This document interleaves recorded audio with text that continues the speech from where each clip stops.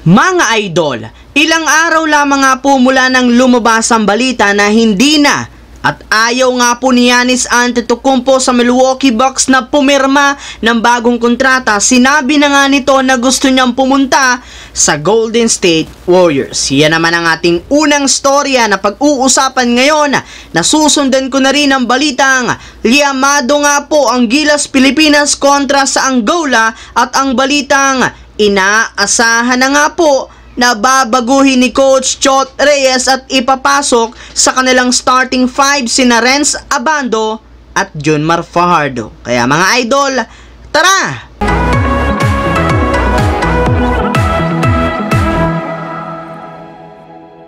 Dahil nga po mga idol sa pagsabi ni Giannis Antetokounmpo na hindi na nga siya pipirma pa ng contract extension sa Milwaukee Bucks, may mga nagsilabasang team nga po ngayon na interesado sa pagkuha sa kanya sa mga susunod na taon sa NBA. At kabilang nga po dyan ang mga kupunan ng Golden State Warriors, Los Angeles Lakers, New York Knicks at iba pa. Pero sa kabila nga po ng kadami-daming teams na merong interes sa kanya, mas gusto pa rin naman nga po ni Giannis Antetokounmpo na pumunta sa isang championship contender na merong napakalaking market at mahanap nga po niya ayan sa mga kupunan sa California. Yes mga idol, sinabi na nga po ni Giannis sa harap mismo ng media na kung sakasakali man nga pong umalis siya sa Milwaukee Bucks, mas gugustuhin nga nito na maglaro sa kahit anumang kupunan sa California katulad ng Golden State Warriors. Yes mga idol, Warriors na nga po ngayon ang pinaka nangungunang kupunan na merong mataas na tsansa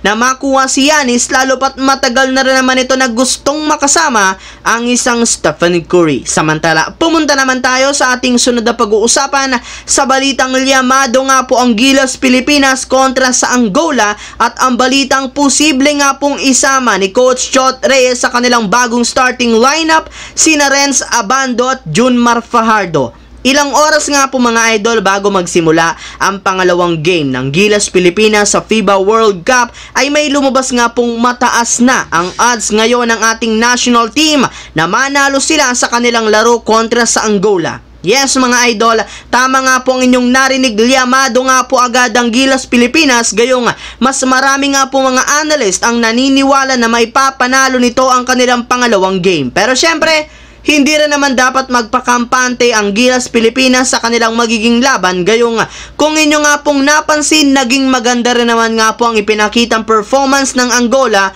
kontra sa Italy. Sa sobrang lalaki at physical nga po ng mga players ng Angola, napahirapan nga nila ang Italy na manalo sa kanilang bakbakan noong nakarang araw. Kaya nangangahulugan nga nito na meron talagang ibubuga ang lineup ng Angola ngayon sa FIBA World Cup. Kaya hindi nga daw dapat mag-relax ang Gilas, gayong posible nga na matalo pa sila dito kapag napabayaan nila. At para nga sa hindi ito mangyari, kailangan nga po ni Coach Chot Reyes na gumawa ng magandang adjustment sa kanilang rotation, especially nga daw ayon sa mga fans sa kanilang starting five. Ayon nga po sa ilang mga Pinoy fans mga idol, maaga nga pong makakasabay at makakalamang ang Gilas kontra sa Angola kung sakasakali man nga pong ilagay nila sa kanilang starting lineup ang kanilang mga players na sina Renz Abando at Junmar Fajardo na kaya rin naman pong makipag-pisikalan sa mga malalaking malalaro ng Angola. Ang videong ito mga idol ay hatid sa inyo ng Aurora Game, isang play-to-earn mobile app na kung saan pwede kang kumita habang nag-e-enjoy ka. Maraming mga games dito mga idol gaya ng Color Game na alam kong siguradong mananalo kayo, Dragon vs Tiger na simple lang pipili ka lang kung Dragon ba o Tiger ang mananalo. Meron ding Toss a Coin na alam kong alam nyo na at marami pang iba. Sobrang dali lang mag-register gamit lang ang iyong mobile number, hintayin ang verification code at gumawa ng password. Madali lang din mag-cash in at pag panalo, cash out agad gamit ang iyong GCash account. Kaya ano pang hinihintay nyo mga idol?